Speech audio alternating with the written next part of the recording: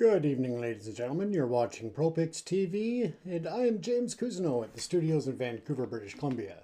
On this special edition of Live Chat with James, we're going to be exploring the children who are missing in Pictou County, Nova Scotia. Little Lily Sullivan, 6 years old, and her younger brother, Jack Sullivan, who is 4 years old, have been missing for over a week in the Pictou County region of Nova Scotia. At this time, there are still no leads and no clues as to where the youngsters got to. It is at this point alleged by the family members, the mother and the stepfather, that the children had wandered out through the sliding door to play in the backyard. And as such, there are other questions that have popped up and inconsistencies throughout the investigation. Today we're going to take a look at those inconsistencies. We're going to take a look at what some of the specialists and others have been saying on social media. We're also going to look at some of the comments that are being made on social media about the parents and inconsistencies that people pick up. Now, it is important to understand that each person is entitled to their opinion, but it does not directly point to any type of guilt or association of guilt by the parents. The parents have been behaving in suspicious ways, but it should not be automatic that they are guilty in the minds of the courts and the criminal justice system. What is also important is that the mental capacity of individuals and predictability of behavior cannot always be just that. It cannot always be predictable and associated with guilt, even though some professionals may link it to that. At times, the brain has a way of either fight, flight, and other options, as well as just acting out of just self-preservation. So again, just because there is strange behavior or stuff that most people would not figure being common behavior or acceptable even behavior, when your children are missing, it again doesn't infer that they are guilty. However, there are a lot of questions to be answered. With that said, of course, the biggest one is why the mother of these two missing children would leave the county, would leave the area to stay with family elsewhere in the province. Now, Nova Scotia is not a huge province by any stretch. However, if it was my children who were missing in the bush somewhere, as they allege, I would not be gone from that area. I would be out there searching night and day to bring my children home safe. At this point, it is very bizarre that she left the area. Now, also take into account that one of the children, the 16-month-old that was not missing, that was in the room allegedly with the stepfather and the mother at the time the other two went missing, has now been taken into protective services or child protective services in Nova Scotia. Once again, if I had two children missing and my other was put into protective care, I would not leave the area. I would be there so that when they said you can visit your child, the 16-month-old, or that you can take custody of your 16-month-old, I would be there so I could be close and be within response time of being very rapid. Excuse me, folks. And again, I would not be leaving the search area because when my children are found, and I would be hoping that they would be found, so I would not leave that area because I would want to be reunited with them as soon as they were located. I would not leave the area altogether. The fact that the mother deleted her Facebook profile, well, that's not a big concern in my personal opinion because there are a lot of internet trolls out there that would be saying nasty things. It would also be tough to be on the internet to see what the speculation is. If you are completely innocent and people online are raking you through the coals and judging you before any guilt or association of guilt or even any real evidence presents itself, if you are innocent, that would be tough to be able to have to watch everyone out there judging you. With that said, when you act in certain ways when your children are missing, then of course that leads to other issues, we'll say. Now, of course, we know that there are a lot of different people voicing opinions, both online and in the community, and that is some fair and some not so fair. But if your children are missing, once again, are you going to just leave the area? That is a big concern.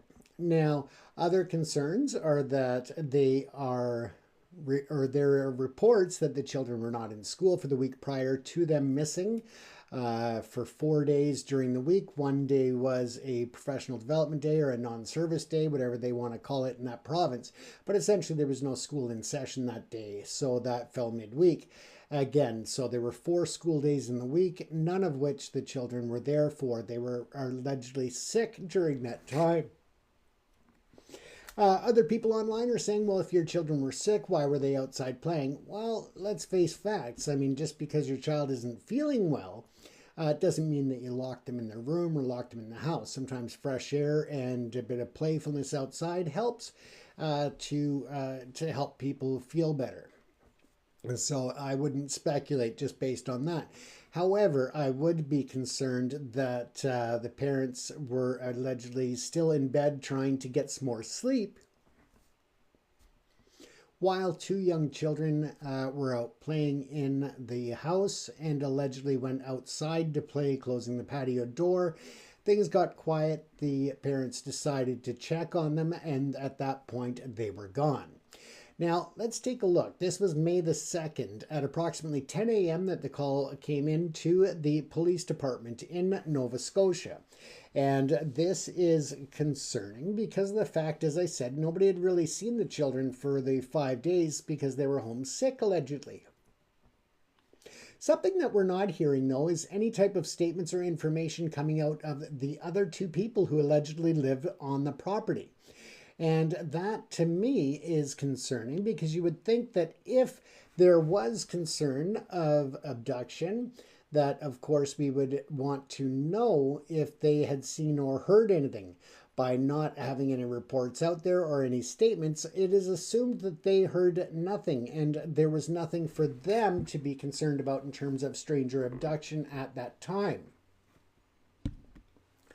Further to that, it also leads to wonder why there has been such as radio silence that way. So again, is it that they had some type of involvement or potential involvement, I should say, and are the police investigating further? We do know that as of last report with the stepfather, the police were bringing in a polygraph specialist to do some tests, not only on him, but on other family members as well, as he asserts that he had been requesting this since the beginning, just so that he could be ruled out as a suspect by the police, and especially by the online community and of other family members of the in-laws and others, I guess. He has kind of alluded that there may be more on the side of the mother in terms of the missing children. But again, if they are both sticking to their story that they were in bed, the children had come in, went back out, they are alleging that they had both seen the children or heard the children that morning shortly before the disappearance. So again, if that is not the case, and if the mother had something to do with the children disappearing, or the father, or both, then that means that there is some type of deception and misrepresentation of the facts going on. This could further be alluded to in terms of the narratives in which both parents are pushing. They are pushing certain narratives that the children went out the back door. They could have escaped through the hole in the fence, or not escaped, but wandered off to explore in the bush by exiting through one of the holes in the fence that surround the property. Some people online have been speculating that that is a dishonest fact or a lie, that the children exited the backyard because it was fenced in. But I think that some people have missed the point that there are allegedly some holes in the fences where the children could have escaped from. Again, I'm just going from preliminary information, so that is important to keep in mind as well.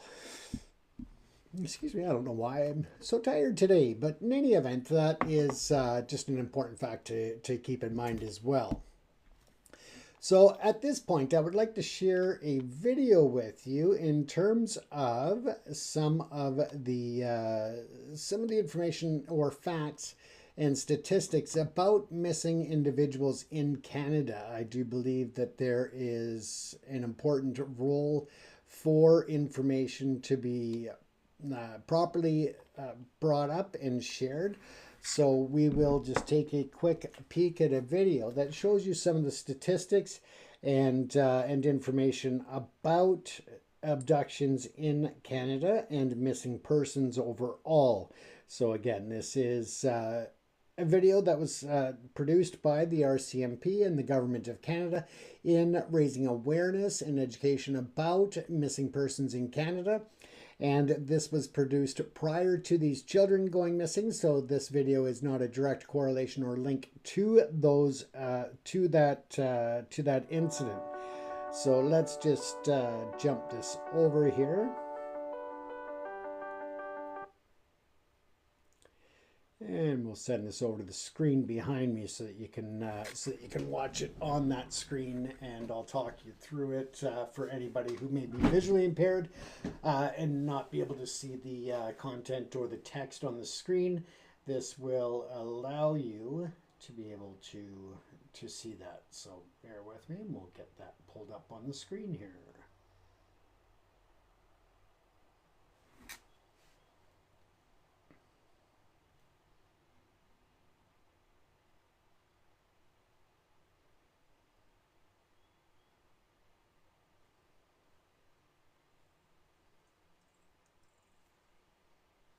Bear with me, folks. We're just having a technical issue that I didn't want to bring up that screen. So bear with me one moment and we will get it up here.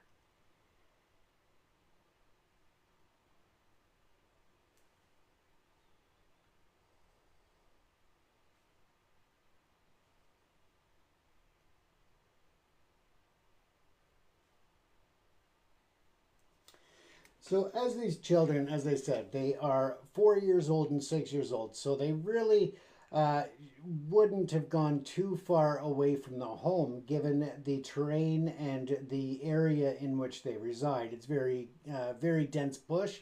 Even searchers, RCMP, and others who were searching the area found it challenging to get through those areas just for the fact that it is such dense and tough areas.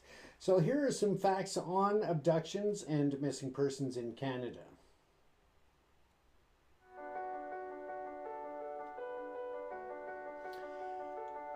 So in 2023, there were over 34,000 children reported missing. 26,000 of those were runaways. 124 reports were parental abductions, while 24 reports were related stranger abductions. Or unrelated, sorry.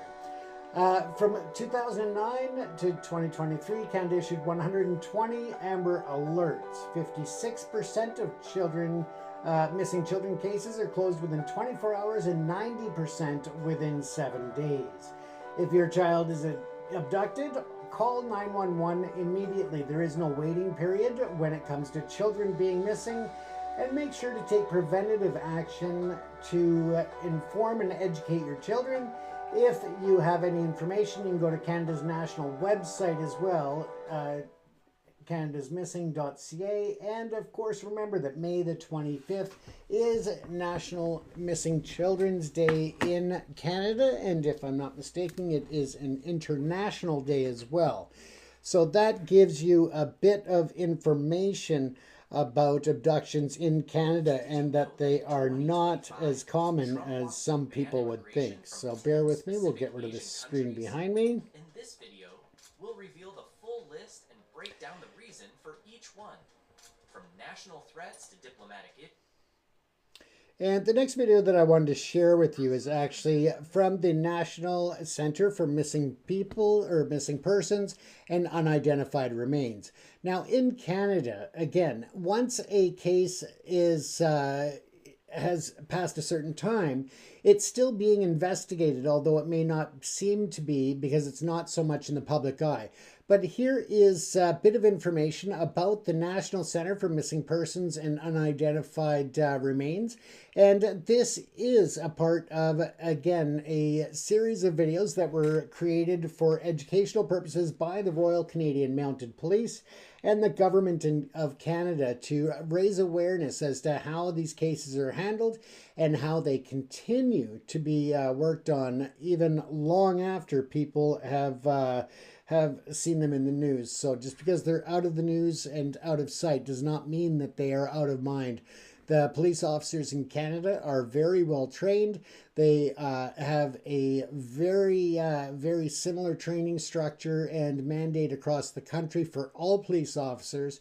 And then, of course, the RCMP in many areas who police a lot of communities throughout the country are also trained at the Depot Academy in Winnipeg, Manitoba. So when they are trained, they are all trained to the same standards and level of professionalism, which makes a big difference. In some U.S. areas, as well as other parts of the world, police are not trained in the same level or even, at the same professional guidance and structure as well as the content. So again, it can be varied depending on the region and the police officers involved, whereas in Canada you have a lot less of that differential between officers as to how they handle every case from start to finish, including from the initial case preservation of evidence and the integrity of the investigation. So let's take a look at information about the National Center for Missing Persons and Unidentified Remains to give you a bit more context as to how the Canadian system works and what they do in ongoing attempts to continue to solve missing persons case or cold cases, but also to identify the remains of individuals who may be located that they cannot identify. Persons and unidentified remains established to improve investigations of missing persons across Canada and provide coordinated, multi-province services where needed. The NCMPR program has a number of services that fit together to assist with missing person and unidentified remains investigations. Law enforcement, coroners, and medical examiners can access NCMPR program services either through our partner regional centers where they exist in Canada or through the National Centre. The National Missing Persons DNA Program is a partnership with the National DNA Data Bank. DNA profiles from human remains, missing persons, relatives of missing persons, convicted offenders, crime scenes, and victims are compared to help identify remains or provide investigative leads. The data bank provides all the science, while NCMPR coaches the investigator on the submission process, authorizes submissions, and manages the life cycle of profiles. In the first 5 years of the program, we had over 60 successful hits. Publication through national channels allows an investigator to put information out to the public in the hopes of generating leads. NCMPR's main publication service is the Canada's Missing website. The investigator decides what to publish and verifies the final product. The program also publishes certain profiles of missing children to the Global Missing Children's Network website for extra international exposure.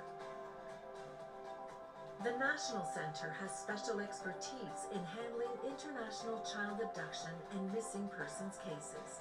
We monitor a toll-free phone number for law enforcement 24/7 to provide immediate assistance in abduction cases. NCMPR is part of our Missing Children, one of 4 federal government departments working together to locate and return children. We also coordinate the National Amber Alert Working Group and represent Canada on several international working groups and forums. The regional centers provide similar liaison and advisory services on a provincial level, such as help with the use of Provincial Missing Persons Acts. Our system runs an automated analysis on any new case or when information changes, trying to match missing persons to unidentified remains or identify patterns of interest. An investigator can request a manual analysis using sophisticated searches and comparison tools. We can provide other types of analysis as well, such as intelligence analysis if that's not available at your agency. We built a national database that has collected every missing and body entry on CPIC since 2014. The quality of a CPIC entry dictates the quality of the analysis and other services the NCMPR program will be able to provide, which is why we work with agencies to optimize their entries. The database can produce national statistics and research for a more accurate and a long-term understanding of missing persons cases in Canada, as reported through CPIC. We deliver specialized training to law enforcement in Canada and abroad, and share best practices that law enforcement use to update their own policies and procedures. This is the National Center for Missing Persons and Unidentified Remains. Our goal, helping investigators conduct the best missing persons investigations they can.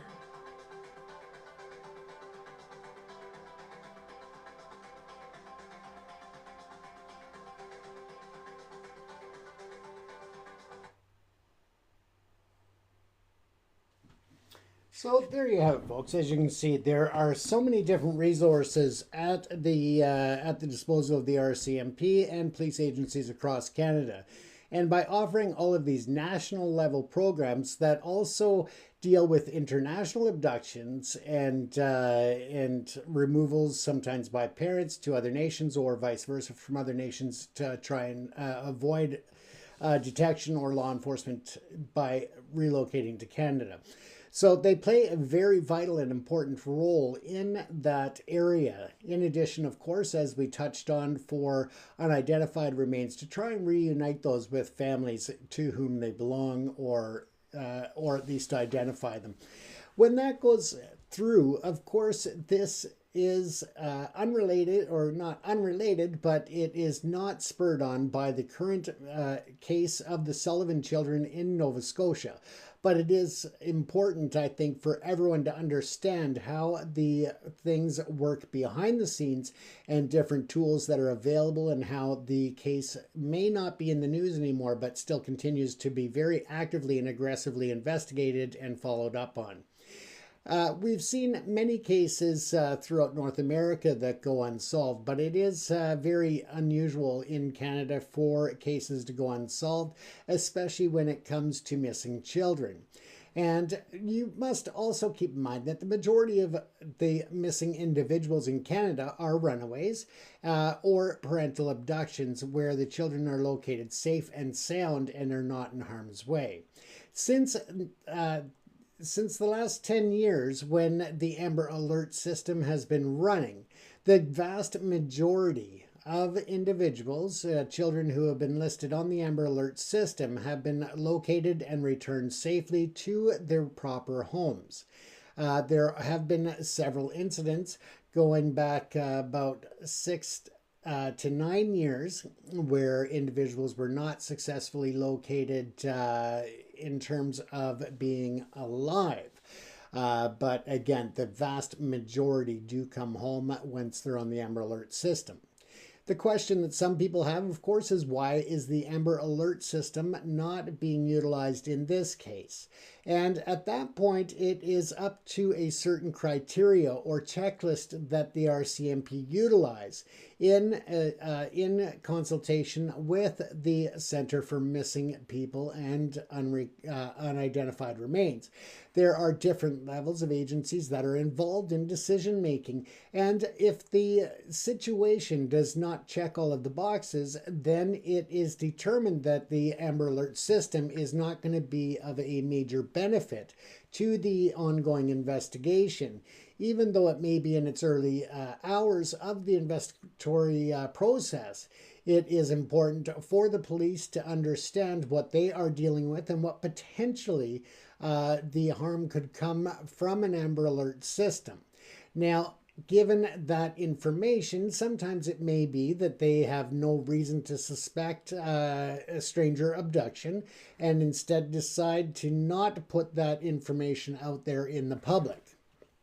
Instead, they, in terms of the Amber Alert system, so again, they want to focus on getting the word out through local media to focus on the facts of the situation, but it may not rise to the same level of a potential abduction that maybe in this case, they were more concerned about the kids have wandered off into the bushes, gotten lost, gotten hurt, and other ways. So again, it all depends on the situation, and the RCMP and the Amber Alert system has been very effective when it is used, and that just to me demonstrates that they have a very good track record in knowing when to use it and when not to use it, when it could actually be hindering an investigation as opposed to helping. So again, it's trusted that the RCMP made that very educated decision based on their training, their experience, and their knowledge of this situation. It's always easy for people on the internet to start judging and making calls about it. But again, they are not the ones with boots on the ground, with the understanding of information that has not been released publicly. And let's keep in mind that there is information that's being withheld by the RCMP, and that is to maintain the integrity of the investigation and not to murky the waters of what their process is. Now, they do have the major major incident investigations unit out there. They have detectives. They have basically all of the resources at their disposal that they can use, and they use them in a very targeted and very effective way. So again, they are looking at every single possibility. And even though they have recently scaled back the search efforts, they are going into more targeted areas and focused areas in order to find these children. At this time, it unfortunately does not appear that they are looking at a rescue situation, but more of a recovery. And again, there's a lot of speculation on the internet about how much involvement or potential involvement that the parents could have. We're going to take a look at another video here that is online. And the reason I find this one important is because it does have information from a former member of the RCMP and of high-up processes and investigatory systems in Canada. So I think that it brings a lot of information to light. And also that it is a video hosted by someone who is an attorney. And in addition to that, he is also trained in deception of suspects. So I think that's an important point as well. So let's take a look at that.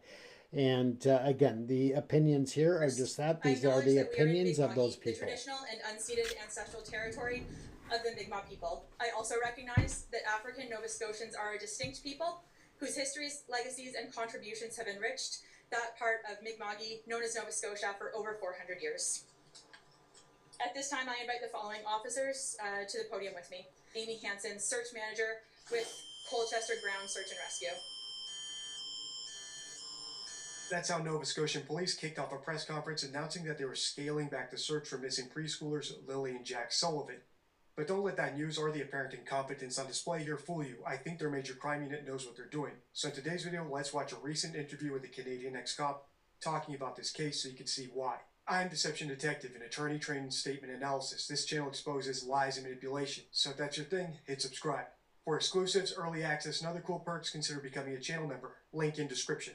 If you're not familiar with this case, don't worry because the interview itself will bring you up to speed. So there's just one thing I want to go over before we grab our deception decks and start analyzing. And it's this: everyone is innocent until proven guilty in the eyes of the law. But this isn't a courtroom, I'm not a judge, and we're not a jury. We have every right to form an opinion based on the evidence available to us. And our opinion doesn't have to be beyond a reasonable doubt, nor does it have to be based on evidence that would be admissible in court. And doing otherwise is outsourcing your critical thinking to someone else. Alright, without further ado, let's listen.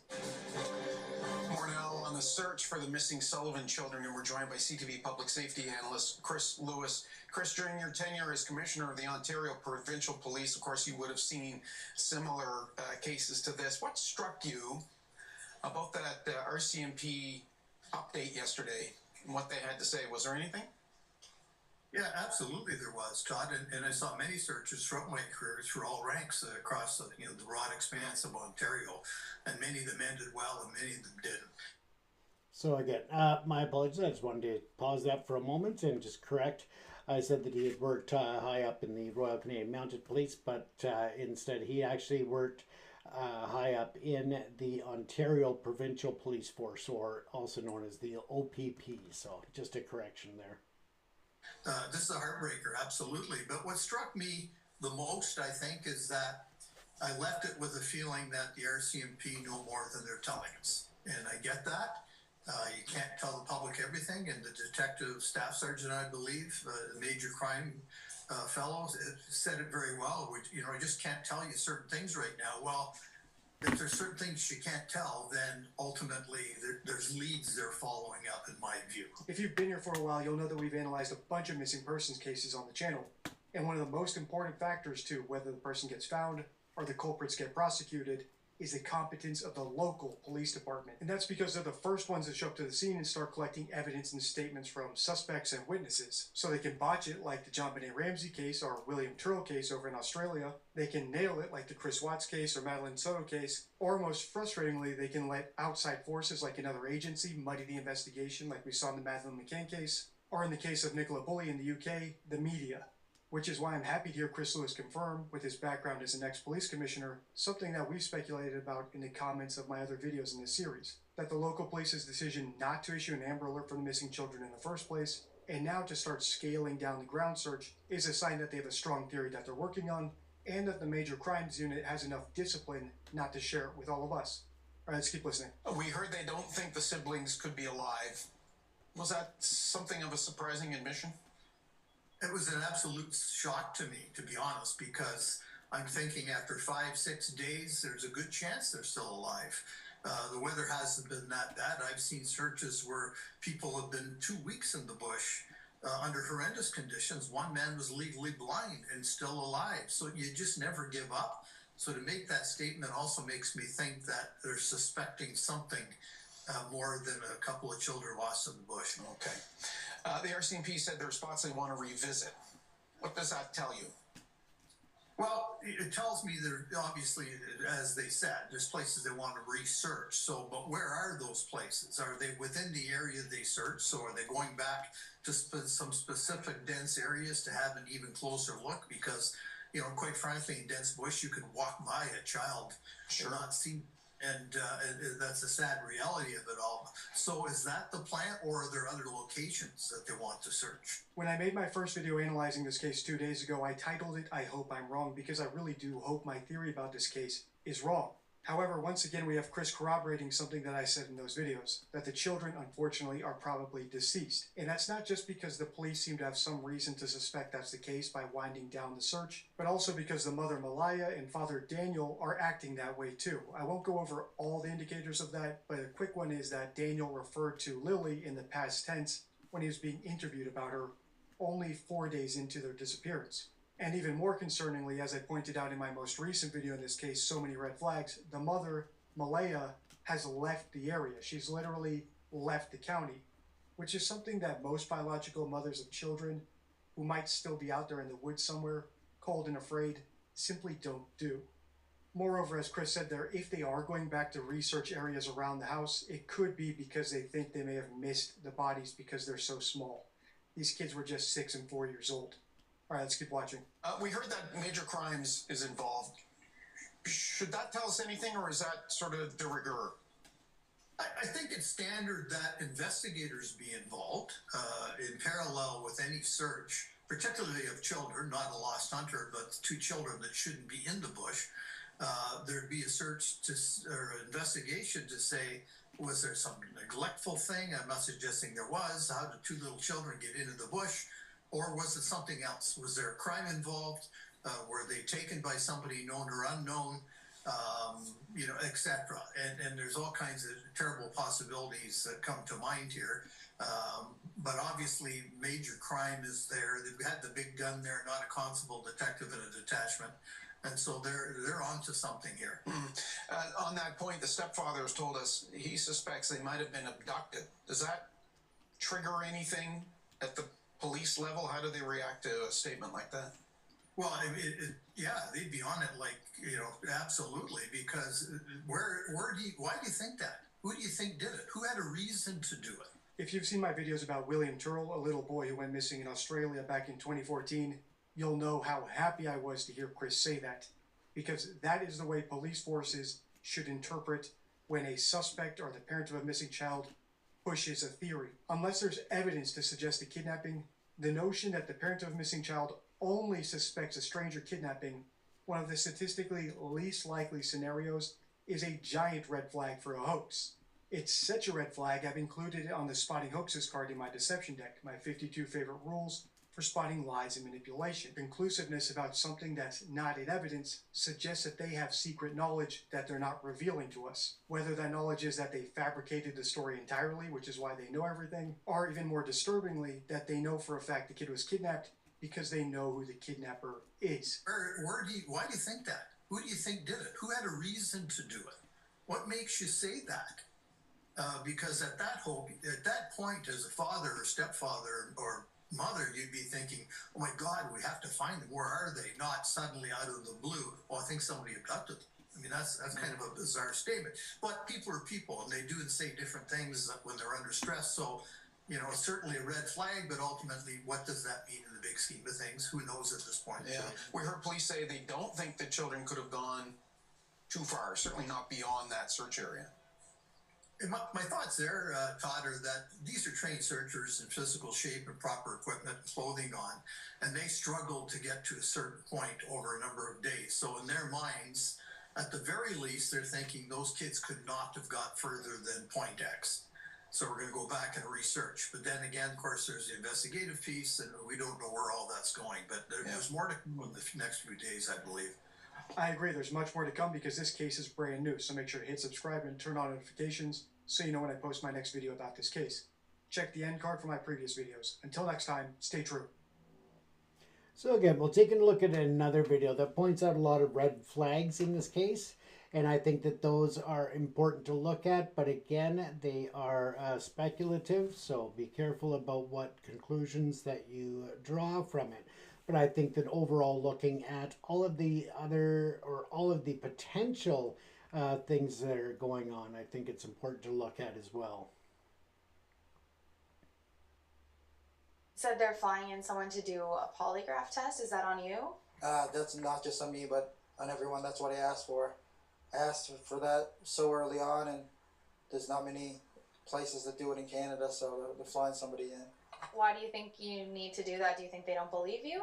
I think their side of the family doesn't believe me, and I just want to clear it up for everyone. Clear it up for everyone, not just the people online making crazy accusations. That's Daniel Martel, and I think he knows more about the disappearance of his missing stepchildren than he's letting on. And it's not just because he's somehow able to dismiss every online accusation, including those against the mother, who's statistically the most likely culprit except for himself, as crazy. So in today's video, let's analyze that recent interview and one of his earliest interviews and count all the contradictions and red flags. I am Deception Detective, an attorney trained in statement analysis. This channel exposes lies and manipulation. If that's your thing, hit subscribe. For exclusives, early access, and other cool perks, consider becoming a channel member. Link in description. Even if you're familiar with this case, you might not be up to date with the most recent important developments. So before we grab our deception decks and start analyzing Daniel, here's a quick recap. 4 days into the search for his missing stepkids, Lily and Jack Sullivan, Daniel Martel is pleading with the public to keep their eyes peeled. Martel confirmed that when the two children went missing from the home behind me, Lily was wearing a pink shirt and pink rain boots. She was also carrying a white backpack with strawberries on it. Martel says although he didn't see Jack that morning, he is believed to be wearing a brown shirt, brown pants with a pull-up diaper on underneath, and blue rain boots with dinosaurs on them. According to Martel, his side of the family are currently the only ones at ground zero after Lily and Jack's mother left the county Saturday. But still, he remains, begging anyone with answers to come forward and bring his children home safe. This is my third video about this case, and every time I play a news clip to set the table for new viewers, there's another glaring red flag. and at this point it's a Russian parade. First, we have Jack and Lily, who were reported missing on a Friday, but we've since learned that they were out of school the entire week. We have Daniel, a non-biologically related adult male, in the house of small children, which is heavily correlated with neglect. As of yesterday, we have the police winding down their search for Jack and Lily, suggesting that they have reason to believe that they won't be found alive. And finally, we have the biological mother fleeing the area while her kids are still missing, suggesting she has reason to suspect that too. I won't rehash every red flag from those videos, I'll link them at the end so you can check them out after this. For now, here's a quick clip from the last one because it's important to the analysis we're going to do today. Innocent parents tend to do 7 things when they have the opportunity to get on TV. For instance, parents of missing children, if they're innocent, if they actually have no idea what happened to their kid, talk about their kid in the present tense. Secondly, we can expect them to be cooperative. So if the police or the media are asking them questions, they answer fully and candidly.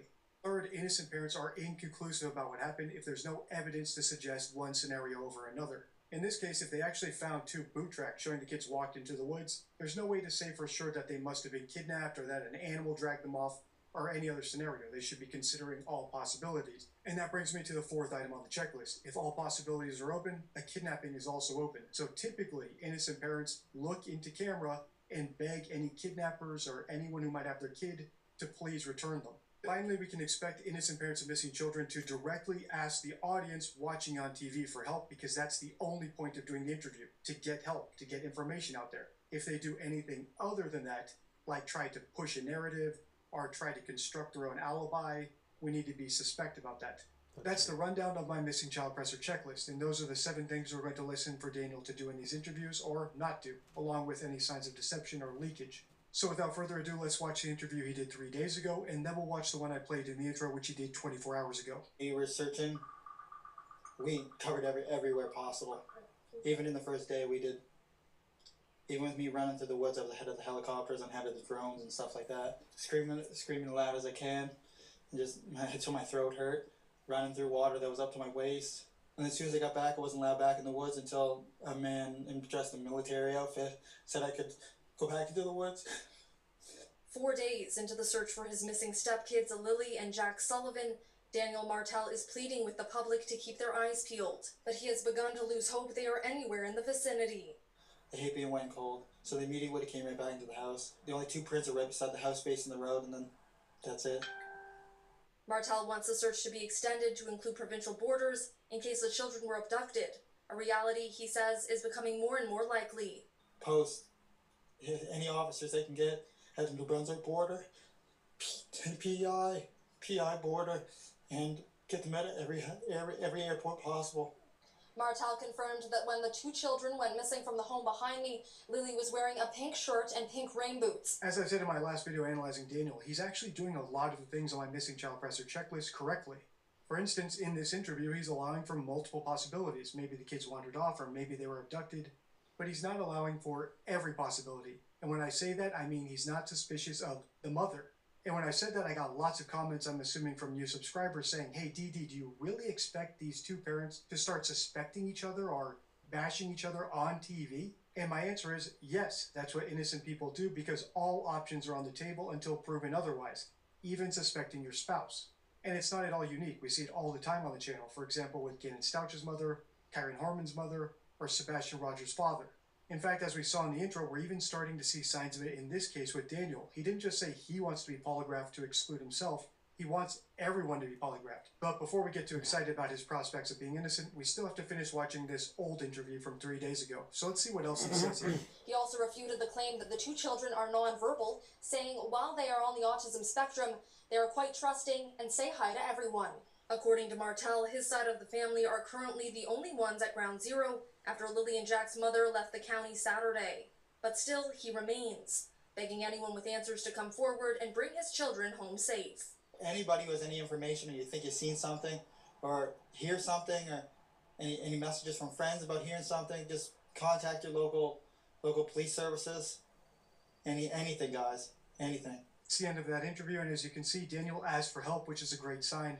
But it doesn't outweigh all the suspicious stuff, like him not suspecting the mother at all after she picked up sticks and left town, while her kids might still be out in the woods. And then not only do we have a contradiction about the children's talkativeness, remember initially they were supposedly nonverbal. Now we have him telling us how they say hi to everybody and they're super talkative. Coincidentally, or maybe not coincidentally, the mother said the same thing, which makes me think that this contradiction is a contradiction of convenience. Here's how I explained it in my video analyzing the mother. We're looking outside, we're looking everywhere, yelling for them, and I instantly just call 911. I just had the instinct I needed to call. They're both really go-lucky children. They're so sweet. They talk to anyone. They'll talk your ear off. They will speak to anyone in a store. Everyone. I don't like how she's leaving all those little breadcrumbs to sort of suggest or imply to us that the kids must have been kidnapped or gone off with a stranger by telling us how talkative they are and all that sort of stuff. It's unnecessary and it's pretty blatant if that's what she's doing.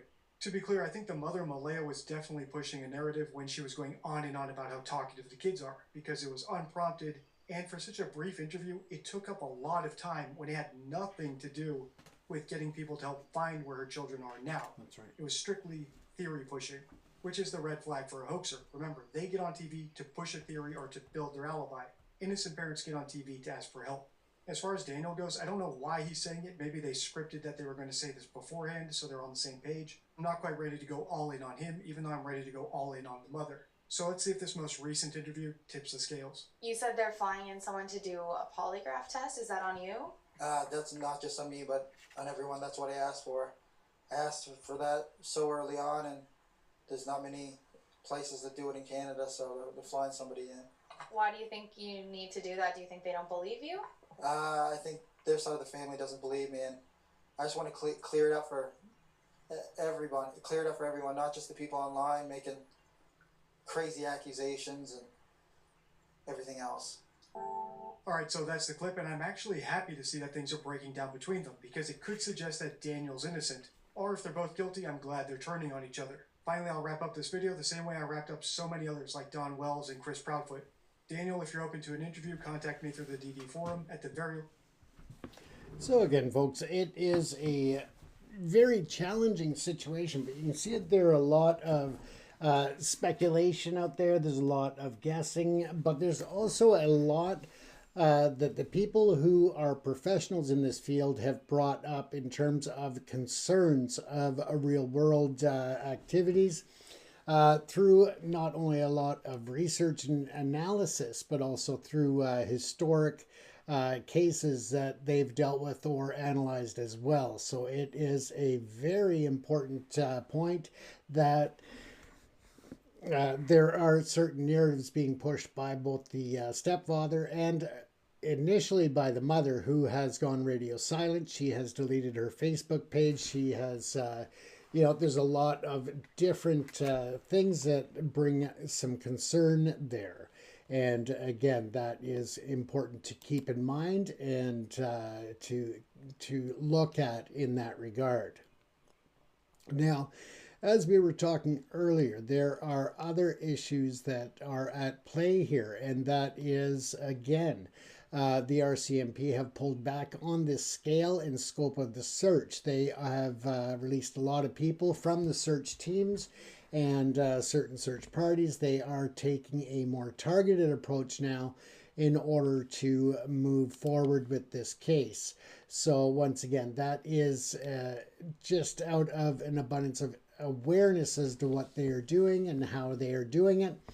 But it should also be noted the relevance of such moves and whether or not there is more information out there that we're not privy to. And that seems to have been confirmed already by the RCMP and other people involved in the investigation in letting us know that, yes, there are many things that they cannot discuss at this point, and that would indicate that there is a lot of information, that's not available to us.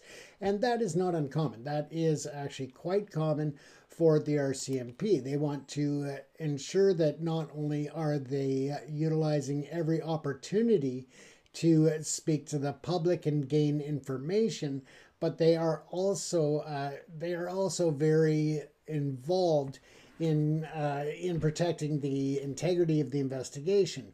Should there be found foul play or an abduction or anything like that, they need to be able to ensure that evidence is presented to the Crown Prosecutor to move forward with pressing charges, as well as the integrity of any trial or other criminal advancements of the case.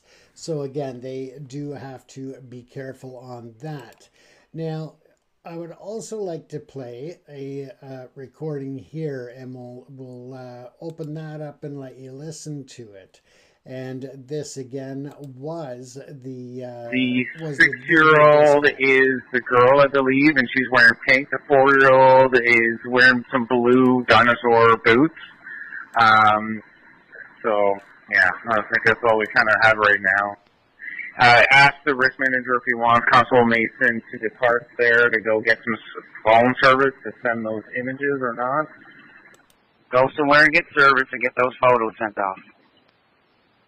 Just make sure Mom stays close to the house there in case they happen to sneak out and get back into the house. Copy, and just for everyone's awareness, based on the profile, the children could have traveled at least 6 kilometers. So, keep that in mind. Sergeant Young, for your awareness there, media release has been put out and a non-intrusive alert has been sent out to Pictou County. Perfect, thank you. So the non-intrusive alert would be that they're not initially suspecting an intrusion of the property by an abductor. So again, they're not looking at a third-party abduction or stranger abduction initially at that time. The other point there that they raised was that there has been in all points information sent out to the media so that the media is well aware and on board with any assistance that they can provide. When you look at a lot of the anger and frustration in today's media world or against today's media, a lot of people forget and overlook the benefits of having a trusted and reliable media outlets on the ground, not only in local communities, but also online through traditional services such as television, radio, newsprint. There is still a benefit to that. And for all of those people who are out there slamming the media, calling them false news and false media, it is a really tough situation because you are creating distrust. You are creating discord against the media, who are in almost all cases, and I will give it that there are some fake media outlets out there. There are media outlets that have a certain policy or narrative that they're trying to push. But at the end of the day, the majority of media are out there because they are trying to bring the truth to the masses and to report on information that is important and relevant in today's society. So again, that definitely plays a role. Now, as we also look, there are a lot of people offering opinion and speculation on the internet as well. And I'll read you some that have been posted to X, formerly Twitter, some of those statements that people have been putting out there. And they may or may not be accurate, but at the same time, it just shows how polarizing the current situation is when it comes to not only the local community, but the world. So let's take a look at some of those comments that have been shared on X and responses to videos on YouTube and so forth. Belinda Post 3954 on YouTube said that she said they cannot hear the children outside. Then she says it got quiet. How does she know it got quiet if she can't hear them? So again, a contradiction of a statement by the mother of these young children who are still missing in Pictou County. The kids were out of school for 2 days, not 10 days. Technically, actually, they were out for 4 days. There was one in-service day on Wednesday. that in order, the school was not in session. So they were missing Monday, Tuesday, and then Thursday, Friday from all reports that I've heard. So yeah, that is odd. Excuse me. Sorry, folks. I apologize for that. But it also goes on to state that it is, however, strange that they didn't get up with the children who were homesick. She would have had to have called the school to call them out sick, and then no one gave them breakfast. So again, some very valid points. If your children are homesick, you're going to be up, you're going to check on them, you're going to call the school to report them as out sick again, which they could have done, given that the police call was about 10 a.m. It could have been done at 8:30 in the morning, and they could have been laying down with the 16-month-old again and decide to have a little nap. So again, it could be just something that wasn't reported or stated publicly. So that's important to keep in mind. This entire time of mom talking, sounds like she's avoiding saying "we did it," and that was Jay Lithicity. I'm not sure if I'm pronouncing that right, but I apologize if not. Honestly, her story has too many details that you wouldn't even know if you were actually asleep. How do you know if they got outside and they were playing outside if you were sleeping and you can't hear the door? Well, I think that would be a logical assumption if the kids were not in the house. Obviously, they went outside if they're not in the house. But why would you add that you can't hear the sliding glass door? Well, I think that would be because the police may have asked her that. Can you hear the door? Why wouldn't you hear the door? Yada, yada. So again, she could be just bringing facts that were brought up by the police in their initial questioning, trying to get information on the case. So again, I think that's important to keep in mind as well. And I'm just playing devil's advocate. I'm not saying that you're wrong. I'm just saying that there are explanations that could be reasonable to that as well. The mother said that the kids were autistic, then saying they aren't diagnosed. That's a red flag to me. If they were autistic, then you would find out. And then she leaves with the baby. Maybe the baby should be taken away. I don't trust the mother or father. So again, that should be... From my understanding, the child, the 16-month-old baby, is in the custody of Child Protective Services in Nova Scotia. From my understanding, that she has left the area, but not with the child. She, once again, I do understand that the child, the 16-month-old, is with Child Protective Services. They have absolutely no contact with that child, from my understanding thus far. So again, important to keep that in mind. But yeah, you can see by these comments how different they are, how polarizing it can be in the situation, especially with such young children who are missing at this time. So again, it is important to pay attention to facts. Now, Just Me 531 said it's been 8 days. I live in New Brunswick, which, for those of you not aware, is a province in the Maritime region, along with Nova Scotia. So everyone is heartbroken and waiting to hear the truth. I'm so happy bigger YouTube channels are covering this. So again, it's an important case, important facts, or important situation to be covering. Every Nova Scotian hasn't stopped worrying about those babies. Thank you for covering this case, they go on to say. I have never met a little kid. Sorry, this is from PegZZ1384. Says, I've never met a little kid that would close a sliding door behind them. They said they have always had to tell them to close the door. So why would this one time the kids close the door? No way that Broken Down Shack has a quiet sliding door. I don't buy it at all. Okay, well, and that's the right of every person to either believe it or not believe it. I personally do question that as well. How do you have such a quiet sliding door on something that looks very weathered and used? I'll say it polite, keep it polite. Something else that people have been raising the question of is, how do they know they went out the screen door when there was another door? Looking at the deck and the stairs at that other doorway entrance, I would think that that's probably a door that is not used for safety reasons, and that, again, if you look at those photos of that other door, you would understand that. Thank you for tuning in and watching. I am James Cousineau with ProPix Canada Media and ProPix TV here in Vancouver, British Columbia. Make sure to like, follow, and subscribe to keep up on this topic and others as they're posted. And don't forget to hit the bell to be notified instantly of new content.